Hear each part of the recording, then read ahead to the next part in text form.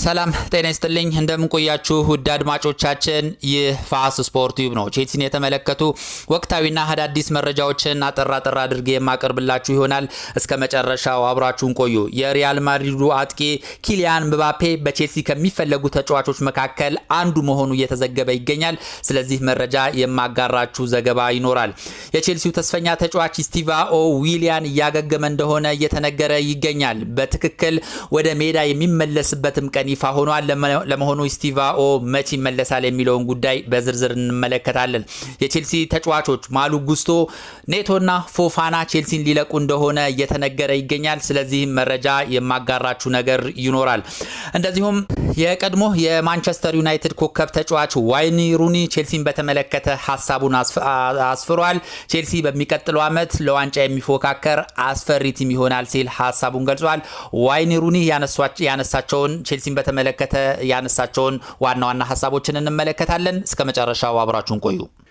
ወደ መጀመሪያ ዘገባ ስንሸጋገር 3 የቼልሲ ተጫዋቾች ቼልሲን የመልቀቅ ፍላጎት እንዳላቸው ተገልጿል። ከነዚህም መካከል ማሉ ጉስቶ፣ ፔድሮ ኔቶና ዌስሊ ፎፋና በክረምቱ የዝውውር መስኮት ቼልሲን ለቀው ወደ ሌላ ክለብ የመዛወር ፍላጎት እንዳላቸው ይፋ ሆኗል።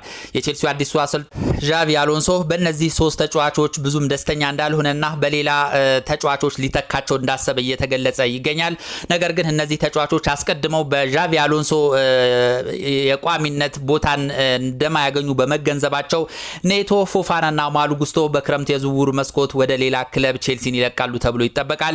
ቼልሲን በቂ ክፍያ የሚከፈለው ከሆነ እነዚህን ተጫዋቾች የመልቀቅ ችግር እንደሌለበት ነው የተገለጸው። ቼልሲ በፎፋና ቦታ በርካታ ተከላካዮችን ለማስፈረም እየተንቀሳቀሰ ይገኛል። 3 ተከላካዮችን ከተለያዩ ክለቦች ወደ ቼልሲ ለማምጣት በዝግጅት ላይ ይገኛል። ስለዚህ ፎፋና በቼልሲ ቤት የሚኖረው የቋሚነት ስፍራ እየተመናመነ ይሆናል ማለት ነው።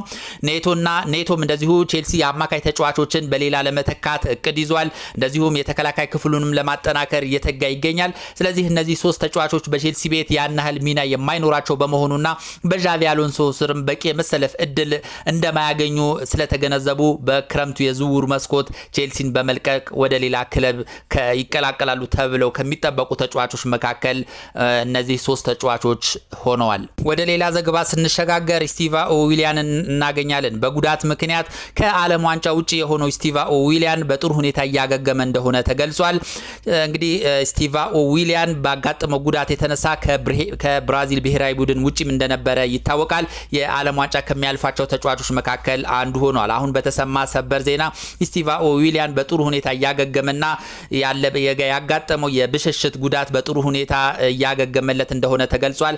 በዚህም መሰረት በሚቀጥለው የመስከረም የነሐሴ ወር ላይ ወደ ልምምድ እንደሚመለስ ተገልጿል። ስቲቫኦ ዊሊያን ቼልሲ ፕሪሲዝን ወይም ደግሞ የቅድመ ጨዋታ ዝግጅት ላይ የሚደረግ የቼልሲ ጨዋታዎች ያመልጡታል። በዚህም የቼልሲ የቅድመ ዝግጅት ውድድር ላይ ስቲቫኦ ዊሊያን አይሳተፍም። ነገር ግን ፕሪሚየር ሊጉ በሚጀምርበት ጊዜ ኦገስት አጋማሽ ላይ ወደ ቼልሲ ልምምድ ማዕከል ተመልሶ ከቼልሲ ጋር ልምምድ ይሰራል ተብሎ ይጠበቃል። ምናልባትም በእንግሊዝ ፕሪሚየር ሊግ አንድ የቼልሲ ጨዋታ ብቻ ሊያመልጠው እንደሚችል ነው የተገለጸው።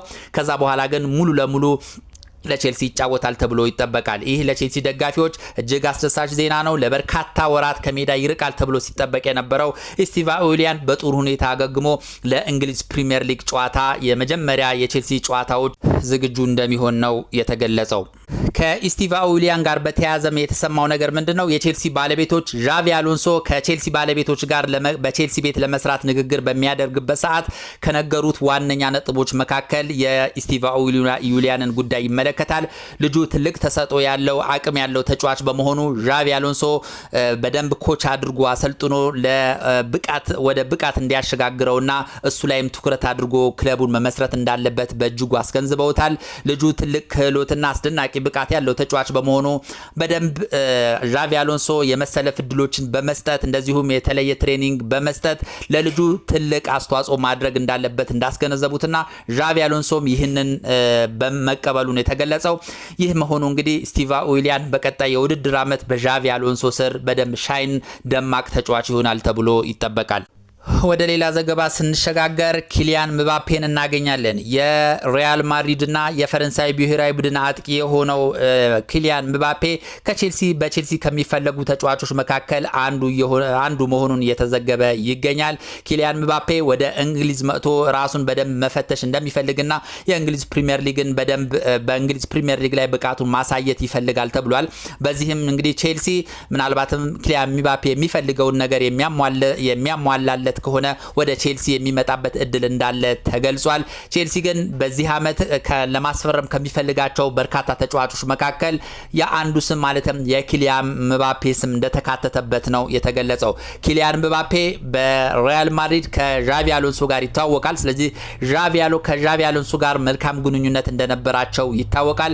የቼልሲ ባለቤቶች ደግሞ ወጣቶችንና ታዳጊዎችን ሲያስፈርሙ እንደከረሙ ይታወቃል። ነገር ግን በክረምት የዝውውር መስኮት አንድ ሁነኛ አጥቂ አንድ ወሳኝ አጥቂ አንድ ማለትም ብቃቱ ከፍ ያለ ተጫዋችን ወደ ስታንፎርድ ብሪጅ ለማምጣት እቅድ አላቸው።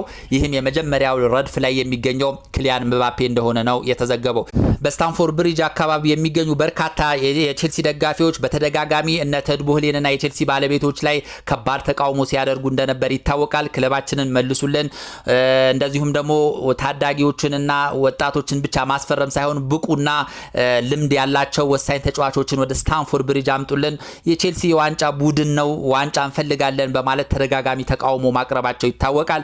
ይህን የተገነዘቡ የቼልሲ ባለቤቶችም ምንም እንኳ በርካታ ተጫዋቾችን ልምድ የሌላቸውንና ወጣት ተጫዋቾችን ቢያደርጉም መሀል ላይ ግን ልምድ ያላቸውንና እጅግ ወርልድ ክላስ የሆኑ ተጫዋቾችን የማስፈረም ፍላጎት እንዳላቸው ተገልጿል። በዚህም መሰረት ኪሊያን ምባፔን ቁጥር 1 ላይ በማስቀመጥ እሱን ወደ ስታንፎርድ ብሪጅ ለማምጣት ዝግጁ መሆናቸው ነው የተገለጸው። ምንም እንኳን ለኪሊያን ምባፔ የሚከፈለው ሳምንታዊ ደሞዝ እጅግ ከፍተኛ ነው።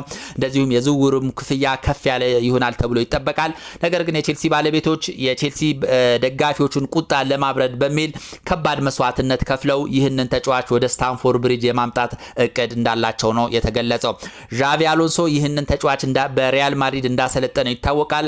ከምባፔ ጋር ጥሩ ግንኙነት ነበረው። ስለዚህ ያንንም እንዳጋጣሚ በመጠቀም ልጁን ወደ ስታንፎርድ ብሪጅ ለማምጣት ሊያግባባ ይችላል ተብሏልና ምናልባትም በጥቅማ ጥቅም ብቻ የሚስማሙ ከሆነ ምባፔ ወደ ቼልሲ የማይመጣበት ምንም ምክንያት የለም። ዘ ኦንሊ ቲንግ ውሉን ሊያፈርስ ይችላል ወይም ደግሞ ኪሊያን ምባፔ ወደ ቼልሲ ላይ መጣ የሚችልበት እድል ተብሎ የሚጠቀሰው የኪሊያን ምባፔ የሚጠይቀው ሳምንታዊ ደሞዝ ነው። የቼልሲ ባለቤቶች ያን ያህል ሳምንታዊ ደሞዝ ለመክፈል የሚፈልጉ ከሆነና ዝግጁ ከሆነ ግን ምባፔ ወደ ስታንፎርድ ብሪጅ ለመምጣት እንደማያቅማማ ነው የተገለጸው። የቼልሲ ባለቤቶችም በተቻላቸው መጠን ይህንን ተጫዋች ወደ ስታንፎርድ ብሪጅ ለማምጣት ይጥራሉ ተብሎ ይጠበቃል። ወደ ሌላ ዘገባ ስንሸጋገር የቀድሞ የማንቸስተር ዩናይትድ ወሳኝ ተጫዋች የነበረው ዋይን ሩኒ ስለ ቼልሲ ሐሳቡን ገልጿል። ቼልሲ በሚቀጥለው አመት ለዋንጫ የሚፎካከር አስፈሪ ቡድን ይሆናል ብዬ አስባለሁ ሲል ሐሳቡን ገልጿል። ዋይን ሩኒ አክሎም ቼልሲ በሚቀጥለው አመት በማንኛውም የአውሮፓ ውድድር ላይ አይሳተፉም። ስለዚህ በቂ ጊዜ ያላቸው። ዣቪ አሎንሶ ደግሞ ታታሪና በጣም ብልጥ እንደዚሁም በታክቲክ እና ቴክኒክ የዳበረ አሰልጣኝ ነው። ቼልሲን ቀይሮ ወጣቶችን አስተባብሮ እንደዚሁም አዳዲስና ወሳኝ ተጫዋቾችን ወደ ስታንፎርድ ብሪጅ አምጥቶ በሚቀጥለው አመት ቼልሲ የማይቀመስ አስፈሪ ቡድን ይሆናል ብዬ በእርግጠኝነት መናገር እችላለሁ። በሚቀጥለው አመት ቼልሲን ታዩታላችሁ፣ እጅግ አስፈሪ ቡድን ይሆናል፣ ለዋንጫም የሚፎካከር ቲም ይሆናል ሲል ዋይን ሩኒ ሐሳቡን ገልጿል። እንግዲህ በአጠቃላይ ቼልሲን በተመለከተ የተሰሙ ዋና ዋና መረጃዎች እነዚህ ነበሩ። ስለነበረን ቆይታ እጅግ አድርጌ አመሰግናለሁ። መልካም ጊዜ